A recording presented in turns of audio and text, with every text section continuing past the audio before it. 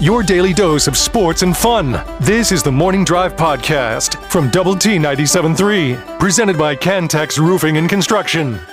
I'm Mike Hebert, owner of Cantex Roofing and Construction. Every day is game day, and we'll get it right when it comes to your roofing, construction, windows, and mirrors. Call Cantex Roofing and Construction today. Together, we are one serving you. Oh, my goodness. All right. Woo! Woo! Whole name team. Whole name team. All right, keep those thoughts coming in on the AIDS Flooring Center chat line. Someone says it's called Dingy Pokemon Choice. My bad. Okay. Except I don't believe you. But there's that. Someone else said, are y'all watching the Olympics? I watched for 15 minutes over the weekend, and that was too long. All right, you Russian commie, go back to Russia. Sorry we don't have the USSR for you anymore. Sorry, was that too harsh? Was that brought up last week, by the way, since I wasn't here? Red China. Chuck complaining that they aren't wearing the CCCP jerseys? No, not that I know Okay. of. Is that a norm for That's a normal Olympic thing. Maybe, are you sure it's not just during the hockey games? It's not just hockey, like it's any time that... Well, they can't wear anything that is Russia. Oh, yeah. Oh, yeah, because there's no actual nothing. Russia. Yeah, there's no Russia. So that's what I'm saying. Because this person doesn't have their Russian team in. That's why they don't That watch feels the like Olympics. a bit of a leap. Was that too harsh? You're making there, yes. Probably was. Maybe they just don't like the weird sports. But not all of them are weird. There's normal sports, too. Yeah, but the majority are different. You got It's not basketball. your typical stick and ball. And I like I wouldn't want to watch them every weekend, but I like watching them every once in a while. There are very few in the Olympics where I'm like, this is really not If that curling was interesting. on every day, people would not love curling like they love curling. You're exactly right. Yeah. There's something to it being every 4 years that makes it more interesting. Yeah. Because even if the Olympics was every year, it wouldn't be as interesting. How is curling different than bowling? And I mean that like with regards to watching it for a period of time. Because I'll watch PBA Championship once a year. I'm not going to watch every week if they're on TV, but if it's on, I'll watch for 10 minutes and see what they do. I imagine curling would fit into that category. Maybe. There's something different about It's not very often you turn on the TV, though, and you see PBA. I don't know. There's like a Sunday afternoon opportunity, I think. Is there? I think. I don't know what I'm talking about, Jamie. And that applies to most things. I don't know what I'm talking about with this either, but other people do. So there are people that have created the all-name team for college football. Okay. All right. So at the quarterback position, might not be a surprise. His name's been around. General Booty. Oh, yes. He's been at OU, but now he is in the portal. He's portaled away. Where is he now? I had it. Is he at Louisiana? No, Louisiana Monroe, not Louisiana Tech. Yeah, somewhere in the South. Yeah, Monroe. There we are. Okay. Let's see. Dejavaneski Schellenbaker. It's Washington. Daba Fofana for a fullback position. Yeah. How about this guy at tight end for Florida International, Rowdy Beers. Rowdy Beers. His brother played against Tech last year at FIU. And his name was... I think it was Randy or something. It wasn't as good as Smelly Rowdy. Beers? No. Okay. That's probably the third brother. We've heard this name as well. Wide receiver for Sonny Cumbie's Louisiana Tech, DeColdest Crawford. The coldest. DeColdest. DeColdest. DeColdest Crawford. I mean, at a certain point, are we making an all-name team, or are we just making fun of what people name their children? Or both. I agree with that. It could be both. DeColdest. DeColdest. That's Do you remember the dumbest name I've ever heard of. Do you remember he was at Nebraska first, And his NIL deal was the best because he had a deal. He was like, this was the NIL infancy, and he had a deal with a air conditioning company. The Coldest did? The Coldest did. So that was set up perfectly. Perfect. That's what NIL was meant for, right there. You're actually using your name, image, likeness for advertising. So then you go to Tulane, where we find wide receiver Fat Watts. He's a wide receiver? Yeah. Not a defensive tackle? This is what it says. Fat Watts, P-H-A-T. Surely that's not his Christian name? Given name. It could be, Jamie. It could be. All right. After that, we go to left tackle Jaden Muskrat for Auburn. Muskrat. Left guard King Large. Okay, see, that fits. For SMU. King Large. King Large. That fits. Ohio has Parker Titsworth. He's the center. Okay. Right guard Dodge Sauser for Iowa State. Sauser? That made the all-name team? Dodge. His first name's Dodge. Oh, his name's Dodge. Hans Hammer. Oh, that's a good one. For Virginia Tech is the right tackle. He sounds like he's from Hans. Germany or it has two somewhere. N's. I don't know if I've ever seen that one. All right. Then you go to the defensive side of the ball. There's a guy at Purdue. I'm probably not even going to attempt that name. The warmest. The first three letters of his name are S-H-I. We'll just leave it there. Okay. I'm not going to try his first name. For Charlotte, a defensive lineman, Demon Clowney. Demon?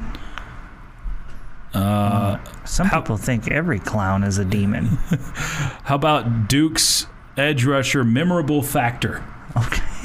I love that one. Power Eccles for North Carolina. Chief Borders for Nebraska. This may be my favorite from Rice. Cornerback, Mobility.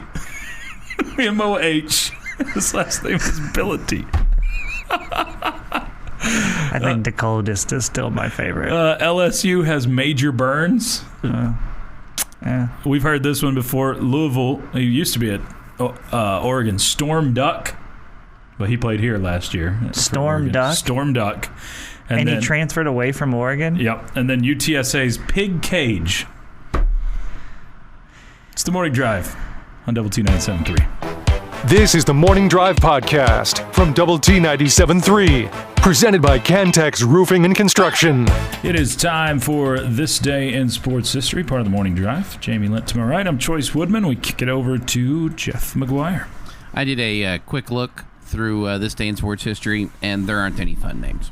So no fun names. I apologize that I could not continue the topic from the previous segment. Nobody is the coldest or the warmest? No, we got a Cy Young, though. Future Hall of Fame pitcher Cy Young throws a 3-hit ball in his major league debut for the Cleveland Spiders in an 8-1 win over the Chicago Colts. That team needs to come back. The Spiders? Like we or had the Colts, because both are gone. No, but like you had the chance when renaming the Indians to go with the Spiders. Why did that? How did the Guardians get chosen over the Spiders? Come on. Bodie McBoatface. That's all I got to say. Goodness. 1941, Detroit Tigers pitcher Al Benton collects 2 sacrifices in an inning. A Major League Baseball record that will never be beaten. No. Probably not. They win 11-2 versus the Cleveland Indians. Probably not. 1952, St. Louis Browns veteran pitcher Satchel Paige at 46 becomes the oldest pitcher to win a complete shutout. 1-0 over the Tigers in 12 innings at 46. Oh, he was complete game. He was amazing. 1953, baseball future Hall of Fame slugger Ted Williams returns to the Red Sox from military service in Korea. He would end the abbreviated season with a .407 batting average. That's an American hero right there, even though he played for the Red Sox. I was about to say, are you allowed to say that? I saw a baseball rabbit hole YouTube video thing talking about Ted Williams and where would he rank all time if he didn't go to war. Like, where would his numbers have been? Because he missed a big chunk middle of his career, of his prime, when he was flying fighters. 1967, future Baseball Hall of Fame third baseman Brooks Robinson hits into a Major League Baseball record 4th career triple play. Wow. Was Brooks that slow? Yes. Never watched him. Quick, not obviously. fast. 1984, American athlete Carl Lewis wins the long jump, jumping 8.54 meters, his second of 4 gold medals at the Los Angeles Olympics. 1999, Tony Gwynn goes 4 for 5 and collects his 3,000th hit as the San Diego Padres beat the Expos 12-10 at Montreal Olympic Stadium. And in 2016, former Red Raider Chad Bettis gets win number 10 for the Rockies, giving up 3 runs on 6 hits in 6 innings of work in a 12-6 win over the Marlins. Happy National Root Beer Float Day. Not bad. Happy birthday to our one and only Brennan paid employee Riker. All right. Oh, no way. 21 today. I was jokingly going to say, what, he turned 22? Is he actually 20? He's actually 21. God, these youth people. Yes. What is going on? Remember when I said this is a big week for birthdays yesterday, Jamie? Yep. We had Gerald Myers yesterday. And Brendan Riker today. Brennan, we're not done. Happy birthday, Texas Tech football coach Joey McGuire, turning 53 today. Jeff's cousin. Not Nice. cousin. Cousin Joey. Cousin Joey. Max Kellerman is 51. Mike Greenberg is 57. And on this day in 1945, the United States becomes the first and only nation to use atomic weaponry during wartime when it drops an atomic bomb on the Japanese city of Hiroshima. Approximately 80,000 people are killed as a direct result of the blast, and another 35,000 are injured. At least 60,000 would be dead by the end of the year from the effects of the fallout. And there'd be more to come on that stage in this day in sports history. All right. So, Satchel Paige, you made me look him up, or just like... he fascinates me, Satchel Paige. So it was this summer, right, that they decided to integrate Negro League stats into Major League Baseball stats. So now records are changed. Sure. It's interesting to go back. I was just looking at his career stats and seeing how many years now he led in strikeouts, which is 1, 2, 3, 4, 5, 6 different years. He led the league in strikeouts, led an ERA a couple of different times, including a 1.29 ERA one season. That's impressive. Not bad. One thing that was pretty amazing, Satchel Paige once pitched after not being in baseball for 12 years. Wow. Satchel Paige came back to pitch for the Kansas City Athletics in 1965 at the age of 58. He made 1 start for the Kansas City Athletics. 3 innings pitched, allowed 0 runs and 1 hit. Gosh. At the age of 58, and did strike out a batter. That's pretty amazing. Like that guy was something. He's one of those that I really wish I could have seen. Mm-hmm. Yeah, Satchel Paige is absolutely on that list with plenty of other players. Roberto Clemente is probably number 1 for me. Yeah, definitely. He's up there, but Satchel's another one. I want. Did they go retroactively back and redo awards for like Triple Crown guys? Did somebody lose a Triple Crown because the numbers got synced? I'm curious if they are losing the Triple Crown, or if they're giving a couple of. I've never ones. heard of that, Jeff. So it makes me think no, or maybe people are just ignoring it. Yeah, I'm wondering if they didn't take other persons away and they just awarded a second Triple Crown or something. Well, you wouldn't. It doesn't make sense. They would have had the Triple Crown for the Negro League if they also then would have it for the Major League Sure. Baseball. So I don't know. I don't know how all of that works, but there's different leaders for different seasons, and now, so that's different. But anyway, yeah. So Satchel Paige definitely up there. Y'all keep chiming in with your thoughts on the Yates Flooring Center chat line. Dallas said, Floyd Data, USA, man. Mm-hmm. When we were talking about pumpkins. It's true. This one from the chat line. Will the South end zone give us at least a touchdown advantage over every other team? I heard it was 4 touchdown advantage over every other team. Is Chuck texting in? I mean, that was the guarantee I saw in the ticket prices. The South end zone in and of itself is... This is not a serious question. Why are you answering it seriously? Is it?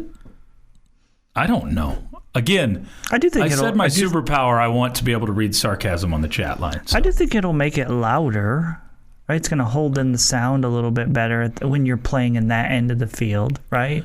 Yeah. And I guess it's a possibility that there's going to be, the wind will be different than we've seen in the past. I don't know if it'll make it easier or harder. I mean, it could work. Yeah, that could be affected, yeah. Yeah. So you would expect that to be affected. I mean, I just beyond that, I don't know. I don't feel like kickers are going to be intimidated or anything like that, kicking in that end of the field. I think the only advantage it really gives you is, I mean, what you said, maybe some kicking, maybe some holding sound is probably the best advantage it gives you. But it is a majestic looking thing. Have you been down on the field? No, I have not. But it looks. I don't think it's intimidating though necessarily to where it's like, oh my gosh, look where we're playing. Yeah. And maybe it will be more intimidating. Maybe I'm underselling it when we're there on a Saturday and it just when you got fans all around you. So I don't know. It's the morning drive. We'll get some more of your thoughts from the Yates Flooring Center chat line coming up on Double T 97.3. The Morning Drive podcast from Double T 97.3 is presented by Cantex Roofing and Construction. Alongside Jamie Lent, I'm Chois Woodman in for Chuck today. Jeff McGuire across the way handling us ably. You can keep hitting us up if you'd like. Your thoughts, your comments, your questions, all welcome on the Yates Flooring Center chat line. Jamie, you're maybe the biggest bargain shopper I know. I'm gonna take that as a compliment. You're up there. Yeah, I mean, you like to find a deal. I do. Right? I mean, you check deal sites. You're always shopping at the outlets. That's a good thing. Yeah, I'm the same way. I like to find a deal. I don't like to buy anything full price. It's just kind of in my nature. There's a new report out that says you catch a buzz from bargain shopping. You catch a buzz. Like there's a jolt of energy, there's a high. Yes, there's a high that comes away with bargain shopping, and it actually lasts quite a while after you have a good buy. So it's like it's better for your soul. Yes, the way they put this, it just describes you so well. You have a post-purchase glow. Yeah, and I think it goes the opposite way too. Like you ever purchase something and you really, really wanted it, but you're paying, so you wanted to get it, but you're buyer's remorse. You're paying more for it than you really wanted to, and you're like, should I just go take that back? Did I really want that? Am I going to wear it that much? When I bought that PlayStation the other day, I had that for 15 minutes until you started playing. Oh no, it still lasted 2 weeks after. Where I'm like, did I really just spend that money on the video game? Jeff, who's a gamer, is like, are you kidding?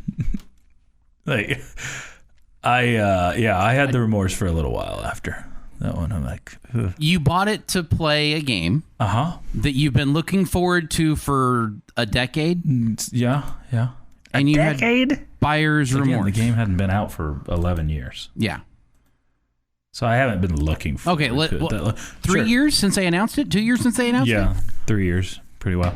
Again, where is your remorse coming from? That This I is didn't you get a just better deal. I'm like that's how I am. So this new study, Jamie, says that buyers this post-purchase glow from catching a good deal lasts about 3.5 hours. Okay. So you feel good about yourself for about 3.5 hours afterwards. My wife has a different approach on it. When she goes and finds deals, she buys way too much of the deals, and so then it negates it. So she'll go to like the sidewalk sale around here, and it's like, I got so much stuff. I spent $300, but I got so much stuff. But I saved another $200. That is her approach. It's like, I'm saving us money. Have you guys seen the man. comedian engineer that does all this stuff on PowerPoint? No. You know, don't believe he was so. on America's Got Talent. It's a different type of humor for sure. But he goes through this where they got like this $3,000 thing from someone passing away. So he's like, okay, we're going to spend $1,500 on a new TV and then put the rest in the savings. I save $1,500. And his wife goes, oh, I can beat that. He's like, oh, go ahead. So she buys all these things on sale, spends the entire $3,000, but it would have cost like $9,000 for everything she bought because that's how much it was on sale. So she saved $6,000 of the original $3,000. Is the kind of concept. Oh my gosh. Yes. Yeah. Yeah. Back to the chat line. Did Choice just say crowns for crayons? Yes. I don't think I did. I said You crayons. We've been through this before. Right. That's why you did. Crayons. You're a crayon guy, right? I think I'm a little bit of both. Okay. Yeah. Here's the I thing. think I used to be more crayons, and I think I'm more crayons now. I don't do crowns, Everybody I understood don't you. think. It's fine. Yeah, agree, Jeff. This one from Bullfighter, hearing from the fiance that went to Women Behind the Brand event, said when the music is playing, it's very hard to hear anything down on the field. Okay. Believe it. Which is, I mean, I think will factor in with the crowd again. If the crowd's really loud and into the game, then hopefully it's very hard for opposing teams to hear. That's one thing we've talked about so much, Jamie, and you've had seemingly that home field advantage back the last couple of years. It seems like fans are sticking around for pretty well the whole game now. Yeah, much better. Than where you went probably a decade or so with everybody. The cool thing to do was to leave in the fourth quarter or leave in the second half, and fortunately that seems to be gone. Yep. Or at least mostly gone. And you're winning games at home. Now, I don't think you've had a perfect season. No, you haven't had a perfect season the last 2 years. You lost one to Baylor a couple of years ago and lost Oregon and Kansas State last year. Mm-hmm. But that's been maybe the biggest difference in you being able to be on the positive side of winning more conference games than you've lost the last 2 years is protecting home field. Because you look at the years under Cliff Kingsbury and Matt Wells, and there was a lot of very mediocre records at Jones Stadium. Mm-hmm. Yep. And I think that's gotten you back into the good territory. Now, one of the biggest questions this year is, can you win games away from home? And unfortunately, if the schedule is a lot tougher away from home, besides just being away from home. Yeah. Yeah. It's much tougher. Do you think, if you're putting a percentage chance that you win at least 2 games away from Lubbock this year, what would you put that percentage on? I'd probably go about 50-50. Okay. Yeah. Okay, because you got TCU, you got Iowa State, you got Arizona, Oklahoma State, and then the game at Pullman early. Mm-hmm. Those are not None of them are easy. None of them are easy. It's no I mean, gimmicks. it's. If I told you, if I went one by one and said, could you lose that game? I mean, you could say yes to all 5. Sure. But do I think you will lose all 5? No. And again, I'm putting it at 50% that you win at least two. Still have a losing 5. record, but Yep. yeah, 2 out of Which would get you hope, to at least 8 wins. at least 8. Yeah, you would think, because that's at least 8 would give you room to. So that means you really dropped one at home that you lose shouldn't one. have if it's only 8. Sure. This from the Yates Flooring Center chat line. Year 3 of the staff is the most exciting thing. We might be good. That's from $8 an hour guy. Might be good. There's a good chance of it. Ask Chuck how many times 9 hits on football squares. Probably not very many. Is Chuck a football squares expert? I don't. We're talking about the 29 thing. Right. Yeah. I don't think he's a football squares expert. Okay. Sam says, have y'all heard of the bargain bin here in town?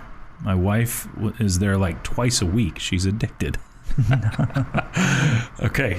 I'm going to let your wife stay there, Sam, and not tell my wife. So, thank you. Thank you for... So you're telling me I should stop texting Megan about it right now? I would Okay. prefer you don't. Let me tell her never mind then. Hang on. Did you see the Kentucky men's basketball team is holding open tryouts? What? I don't know if the Ron Pope era is off to the start they wanted. I don't know if they just blew through all their NIL money too quickly, and they're like, dang it, we got like 3 or 4 spots left we need to fill. Gonna get a couple of JUCO guys to head there, or some... Or I don't know if it's just Kentucky's one, you don't have to boost excitement. It just seems really weird. Kentucky basketball is holding open tryouts right now. So, good luck to them. It's the Morning Drive on Double T 97.3. This is the Morning Drive podcast from Double T 97.3, presented by Cantex Roofing and Construction. Jamie's question of the day on Double T 97.3 is brought to you by Connecticut of West Texas. All right, it's prediction time, gentlemen. Uh-oh. Choice, Jeff, and our fine listening audience. 12-0. I want you to tell me, when the season is over, what are the 3 storylines that we'll look back on the season and remember? I need a little. Give me a 30. Didn't I just ask you like a storyline question last week, and you're like, I'm not a big storyline guy? I don't remember that. I don't know what you're talking about. Was it on this show? I think it was on this show. I think it was like Friday, or I don't know when I've been on this show lately. Okay, so 3 biggest storylines post-season. Postseason, for Texas Tech. Like, what are we at the end of the year going to remember Okay. about this season? I'm going to kind of continue off of what I was saying earlier and what I'm excited about. I think it does live up to hype. I think we are excited that Micah Hudson has the best freshman season since, not equal to, but since Michael Crabtree was on campus as a receiver. So we will be extremely excited about Micah Hudson, what he did this year, and his prospects moving forward.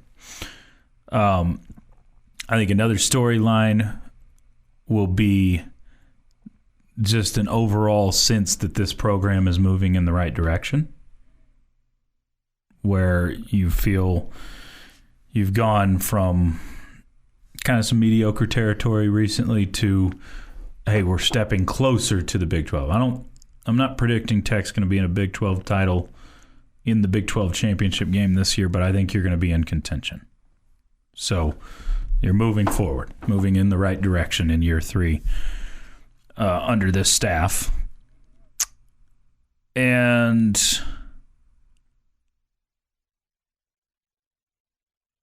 the third storyline I'm predicting, because I think you still need this for 1 and 2 to be true, is that you finally feel stable on the offensive line. You feel like you've gotten some solid ground with the offensive line this year. Okay.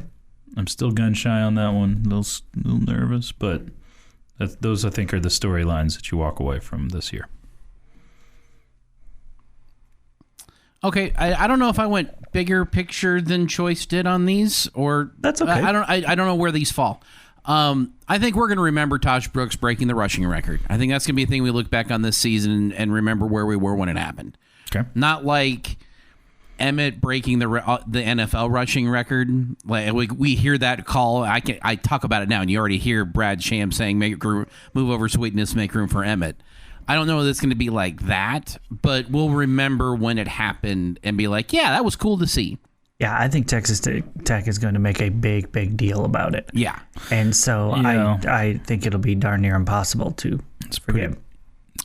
Second thing that I think we will, crystal ball time here, we're going to remember we had a healthy quarterback all year long. For the first time in forever. Gosh, I hope you're right. And and maybe that's some wishful thinking, but if it happens, we will definitely remember that. And number 3, I think we're going to win. We're going to remember the win over Colorado at home. I think that's the one that's the win that's going to stick out this year if you get it. That will carry forward through the offseason. Not that it's the toughest game on your schedule, not that it's the biggest game on your schedule necessarily, but that's the one that we're going to remember going forward. Jeff, a little bit in my mind this morning. That's Number a scary one, place to be. number one for me is we finally we got over the hump a little bit and made some really good progress. So that's part of winning 8 games in the regular season for the first time since 2008. That's a long time, right? 16 years. Yeah.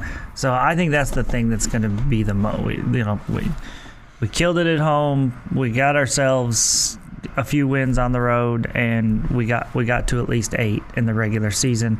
Went to a little bit better bowl. 15 years since that's happened. Yeah, maybe we end up with 9 overall. Maybe it's 10. I don't know. But after the bowl, going. yeah. So I think that's number 1 for me. Number 2 is I think it's, as I said, you've already seen Texas Tech really doing a great job promoting this Taj Brooks thing. I think they're going to make it a big deal. Okay? Yeah. So when Taj breaks the rushing record, because I think he will, okay? I do. I think that they'll make a big deal out of it. All right? So that's number 2 for me. Number 3 was I was thinking quarterback, but I'll go a little bit different since Jeff went there as well. I just think you're finally, and part of the first one, you're finally going to have a year where we don't feel like, man, we've just been really bad luck with the injury bug. We really finally caught some breaks and didn't end up, being the team that has the injured quarterback all the time or is missing key guys. And so I just feel like the tide's got to turn at some point. We've got to get some luck in that regard, and hopefully it's this season. I hope you guys are right on the injuries. Snake bit comes to mind when you think of injuries. Mm-hmm. With this, not just quarterback. Quarterback's the main one because that one's the one that affects other things the most. But with the entire team, it seems like you've had decimating injuries over and over that affect your team. And the hope, I think, is that you're finally starting to get what we've heard a lot of coaches talk about in the spring and this fall. You finally have some depth in positions. Now, quarterback's a little different, but other positions where you're getting hurt, it doesn't hurt. Because we actually saw that last year. You lost Jacob Rodriguez, who was going to be one of your best players going into the season. You lost him in the Wyoming game, and he didn't come back till more than halfway through the season, late in the season. But Ben Roberts stepped in. You had depth there. Ben Roberts stepped in and was excellent. It was great. I mean, he was more than you could have hoped for out of a freshman linebacker to come in and take over. So hopefully you see a lot more of that sort of thing. You also saw it out of some freshman DBs last year, several of them, where they had to kind of platoon to fill some spots when you had injuries in the defensive backfield. So as this is more of Joey Maguire's team, where it's the vast majority of the players are recruited by his staff, maybe we do see that depth start to build and the injuries are much less of an issue than we've seen in recent history. What are the chances we remember this as the first year Joey Maguire was 3-0 out of non-conference? I hope that's the case. That's something that we remember. Not that it happens, but that we remember it. Well, maybe you have bigger stories that cover that one up, hopefully. It's the Morning Drive. Boom, boom, boom next on Double T 97.3. The Morning Drive podcast from Double T 97.3 is presented by Cantex Roofing and Construction. However and wherever you're taking us in from, we are thrilled that you've chosen to make us part of your Tuesday, August the 6th. I'm Chois Woodman in for Chuck today. Thanks for hanging out with us. Jamie Lent to my right, as is... No, Jeff's not to my right. He's directly across from me. But Jeff McGuire in his normal spot. Y'all keep hitting us up. Plenty of participation on the Yates Flooring Center chat line. We appreciate that. Keep them coming through that Double T 97.3 mobile app. You can take that app just about anywhere with you, even listen in out in Hop Bottom, Pennsylvania. Jamie, actually, before I get to our strength of schedule, I want to read a couple from the chat line. Someone says, wasn't Crabtree redshirted his first year? Still counts as a freshman year. Just a redshirt freshman year. Right. So he's still a freshman. 2 seasons in a row with a Big 12 winning record make it 3. They're saying that's going to be the storyline after the year.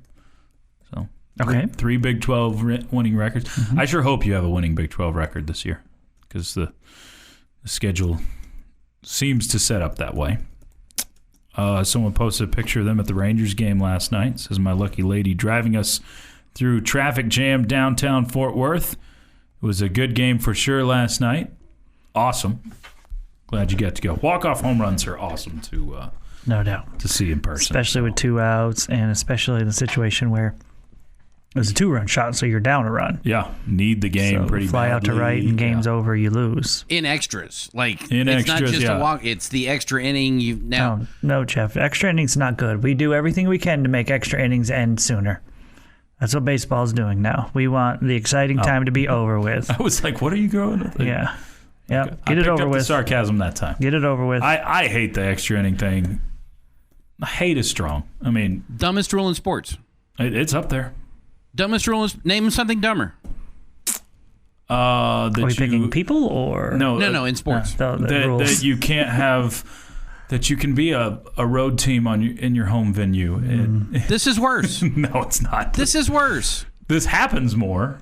That's why it's worse. But and if it doesn't speed up the game, it just puts more runs on the board. We can hate both, Jeff. We can hate both. I didn't say you, but we're talking like worst. Yeah. There can only be one worst. That's the definition of worst.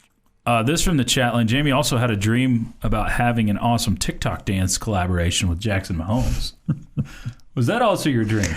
I've never met Jackson nor had dreams about Jackson. How much younger is he? 4 or 5 years? Somewhere in there. Yeah, probably about right. Do they have the same dad? Yes. He and Yes. He's a Patrick Mahomes kid too, or Pat. Yeah, Mahomes kid. It's a dream when Jamie's worried about his phone. Touche. Would have been more believable if it was Haxton. Haxton would have, torn down the world to get to that phone. I can't tell you how many times we have left somewhere, whether it's a restaurant or a gym or whatever, and we get out to the car and I realize I don't have my phone. And both of my daughters are like, unbelievable. Dad. Yeah. I've started to do that more, where it's just not. And part of it, I got to be honest, part of it is having an Apple Watch where I'll get notifications and realize I've left my phone who knows where now. So I feel like I'm becoming an old with that. Oh. This from the chat line. Good morning, all. Good morning to you. This one, hearing some good chatter about the transfer from Washington. we talking about Washington State? Josh Kelly? Yeah. You're expecting some big things out of him this year, aren't you? I do. I think he's going to be your lead dog in the receiving core, and I think, I don't know.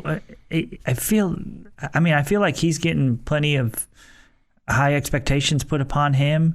I think he's going to be the lead guy, but I just think you have a lot of good weapons. So maybe it'll slow down the numbers a little bit so he doesn't come across that he's had just an amazing season, but I think he'll be your go-to guy.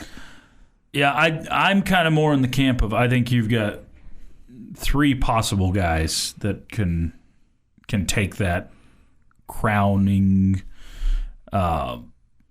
most yardage role, I guess. But I think you've also got 3 guys that will be heavily leaned on in the passing game. And that's your returner in Coy Aiken, your newcomer with experience in Josh Kelly, and your all-world high school guy in Micah Hudson. Yeah. I think those 3 guys. And I think Red Raider fans are sleeping on Caleb Douglas. And I think, I was about to say, I'm sleeping on Caleb Douglas. I am. And he's one that was highly touted out of high school. He's one that just didn't get a lot of time on the field at Florida last year. And I think that's why I am more hesitant. When I see a guy doesn't get a lot of playing time, and probably not being fair because it was his freshman year, but when I see a guy that doesn't get a lot of playing time at one place, my automatic assumption is, or question is, why? Okay, why didn't you play there if you are pretty good? And sometimes it is just situation-based, so maybe that's why I'm sleeping on Caleb Douglas, but he is supposed to be a burner, supposed to be really fast, supposed to be a big-bodied dude that can go get the ball. So I feel so much better about this receiving core, or pass catchers in general, than I did leaving last season. A whole lot better going into this season than I did leaving last season. Now, yes, there's a lot of prove it that has to be there. But I'll also say I didn't think bad about the receiving core heading into last year. No. I thought they would be good. I mean, Bradley was a preseason All-Big 12 and didn't come close to living up to that. Miles Price was a returner with a lot of experience, but he had injuries and issues that didn't work out. So, yeah, that's the part that makes me a little nervous. It's like, we felt pretty good about receiving core, but I feel like depth-wise, you get beyond the starters, because you got beyond the starters last year, you didn't have much. You get beyond the starters this year, you still feel pretty good, including some redshirt freshmen that they're talking about, and TJ West and Kelby Valson. So, it's a waiting game until we get to August 31st and beyond, but it does look pretty good on paper this year. Lots more from you rolling in on the chat line. We'll get to a few more of those things. Straight ahead, Big 12 strength of schedule. Where does Texas Tech fall among their peers? It's the Morning Drive on Double T 97.3. This has been the Morning Drive Podcast, presented by Cantex Roofing and Construction. Check out our library of Double T 97.3 podcasts at doublet97.3.com.